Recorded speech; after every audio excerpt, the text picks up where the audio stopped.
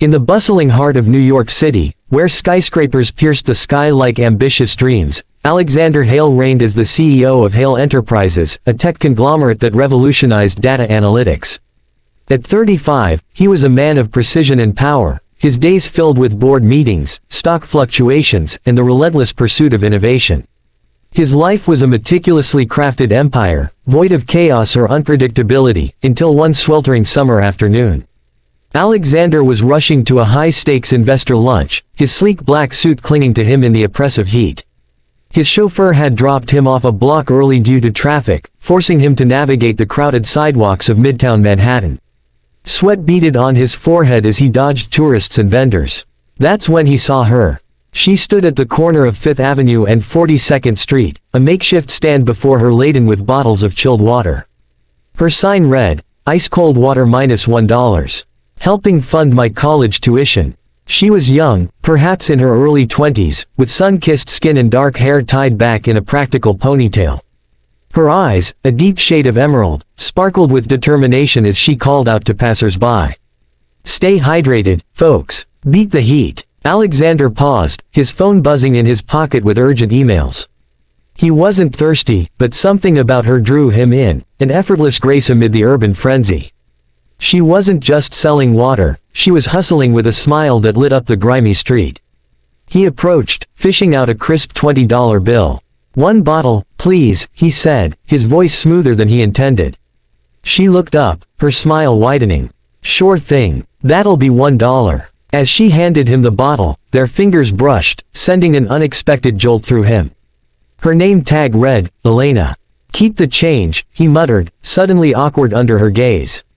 Her eyes widened. "Whoa, that's generous. Thank you. Every bit helps with my tuition. I'm studying environmental science at NYU, trying to save the planet one class at a time." Alexander nodded, words failing him for the first time in years. He walked away, but her image lingered, the way she wiped her brow, her laughter as she bantered with a regular customer. Love at first sight, he scoffed at the notion internally. He was a rational man, driven by data, not fairy tales. Yet, by the time he reached the restaurant, he couldn't focus on the pitch. His mind replayed that brief encounter like a looped video. The next day, Alexander found himself altering his route, claiming it was for fresh air. There she was again, Elena, her stand a beacon in the chaos. He bought another bottle, this time engaging in small talk. "How's the planet saving going?" She laughed, a sound like tinkling bells. "Slow but steady." Today's lecture was on climate change, depressing but motivating. "What about you? You look like you run the world." He chuckled. "Close. I run a company that crunches numbers to predict it." Over the following weeks, these encounters became a ritual. Alexander learned her story. Elena Ramirez, 22, from a modest family in Queens. Her parents had immigrated from Mexico, working tirelessly in service jobs.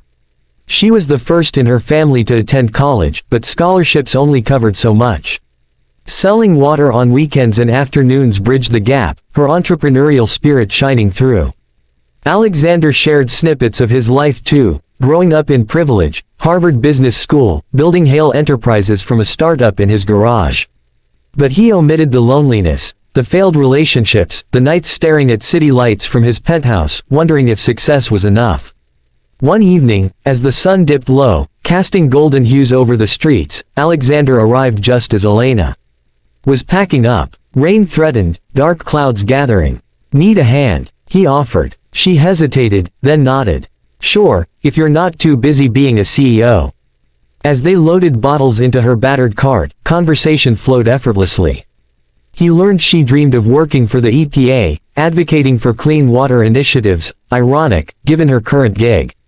"Water is life," she said passionately. "Access to it shouldn't be a luxury." Inspired, Alexander blurted, "Let me take you to dinner. To thank you for the best water in the city."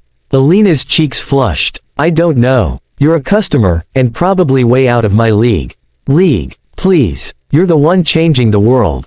I'm just a guy in a suit." She agreed, and that night at a cozy Italian bistro, barriers crumbled.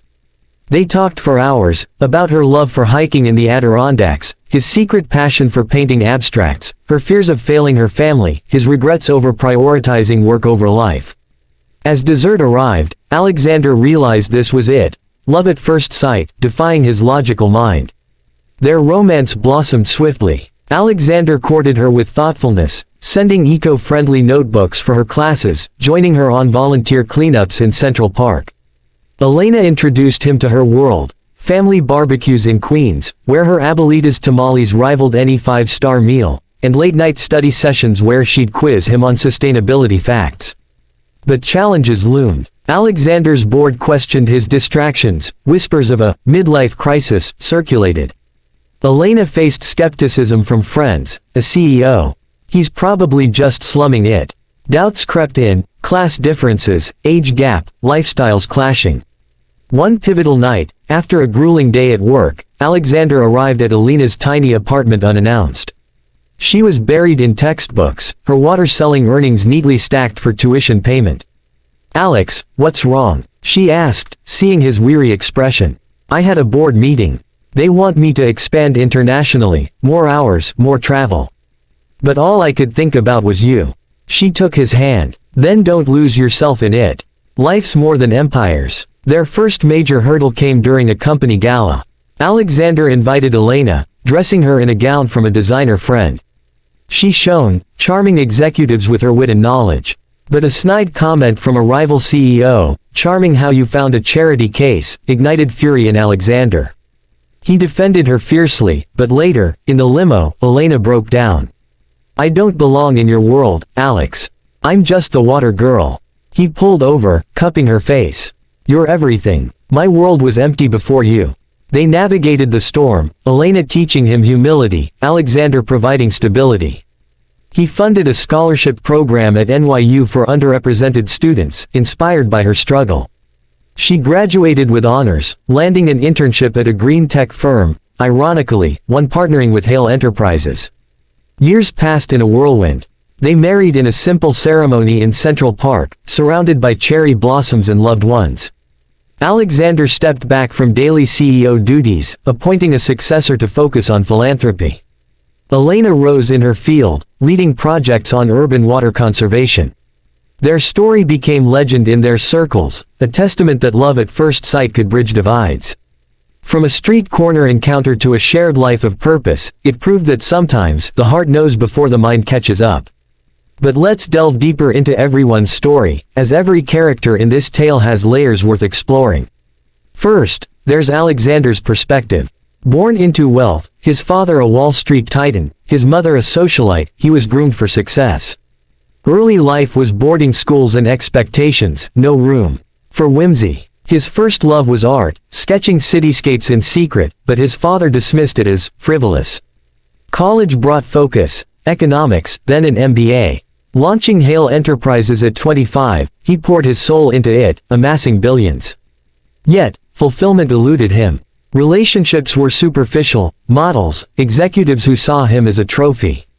Until Elena. She wasn't impressed by his jet or penthouse, she challenged him. "What's your legacy, Alex? Numbers or impact?" Her question haunted him, sparking change. Post-marriage, he rediscovered painting, even exhibiting anonymously. Fatherhood came later. Their daughter, Sophia, inherited Elena's fire and his creativity. Alexander's arc was from isolation to connection, proving vulnerability strengthens power. Elena's journey was one of resilience. Raised in a cramped apartment, her parents sacrificed everything, her father a janitor, mother a seamstress. School was her escape, she excelled, earning partial scholarships. But tuition gaps meant odd jobs, babysitting, waitressing, then water selling.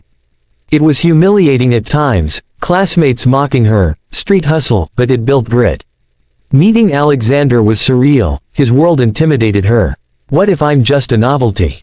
she confided to her best friend, Maria. Yet, his sincerity won her over. He attended her family events, learning Spanish phrases to impress her abuelita. Professional success followed. Her thesis on urban aquifers caught attention, leading to a TED Talk. As a mother, she balanced career and family, advocating for work-life policies. Elena's story highlighted that humble beginnings fuel extraordinary rises, and love amplifies potential. Now, the supporting cast. Elena's parents, Miguel and Rosa, were wary at first. A rich man, "He'll break your heart," Rosa warned, scarred by her own immigrant struggles.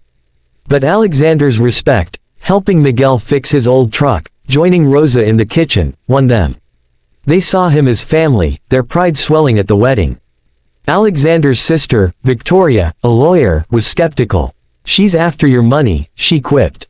But witnessing Elena's independence changed her view. They became allies, Victoria mentoring Elena on negotiations. Even minor characters had depth. The rival CEO who insulted Elena. He faced backlash, his company boycotted after Alexander's subtle influence. Elena's college professor, Dr. Lang, became a mentor, co-authoring papers with her. Their friends intersected worlds. Maria, Elena's roommate, dated one of Alexander's executives, creating a blended circle. Holidays mixed penthouse elegance with Queen's authenticity, Thanksgivings with turkey and pozole. Challenges weren't glossed over. A tabloid scandal erupted when photos of their first date surfaced, labeling Elena a gold digger.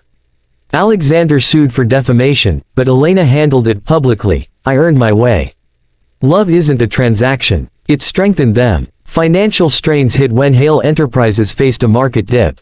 Elena suggested pivots toward green tech, merging their passions. Their collaboration revived the company, emphasizing sustainable AI.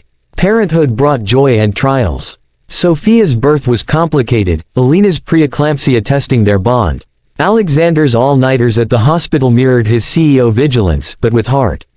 Raising Sophia, they instilled values. Visits to Elena's old water stand site, now a community garden she founded. As years unfolded, their love evolved, from passionate sparks to deep companionship. Anniversaries revisited that corner, buying water from new vendors, reminiscing. Alexander wrote a memoir, Hydrated Hearts, donating proceeds to education funds. Elena's career peaked with a UN appointment on water rights. Alexander supported from the sidelines, his pride evident. They traveled, hiking Machu Picchu, volunteering in drought-stricken areas, blending romance with purpose.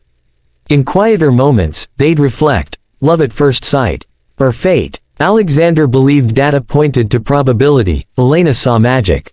Together, they agreed it was both. Their story inspired others. A young intern at Hale Enterprises started a similar hustle, meeting her future spouse. A documentary featured them, titled, From Street to Suite. Ultimately, everyone's story intertwined. Alexander's redemption, Elena's triumph, family's unity, society's subtle shifts. It wasn't just romance, it was transformation, proving one enchanted glance could rewrite destinies.